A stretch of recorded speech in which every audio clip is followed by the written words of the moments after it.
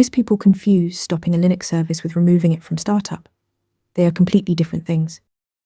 To stop a running service with systemctl, run sudo systemctl stop, followed by the service name. For example, sudo systemctl stop Unix immediately shuts down the Unix web server. It stops accepting connections, releases its port, and terminates all related processes.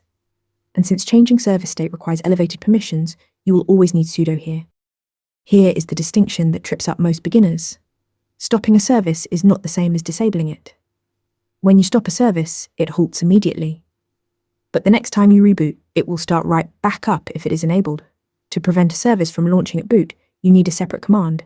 Sudo systemctl disable. Stop means halt it right now.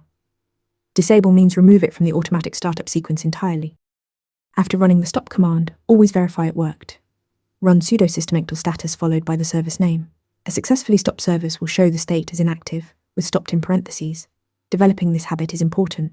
It confirms the service is truly down, and if something went wrong, the status output will tell you why. Remember, sudo systemctl stop halts a service right now, but does not prevent it from restarting on reboot. Follow for more Linux interview prep. Ready to practice for your next interview? Interview Mentor lets you answer real questions just like this one.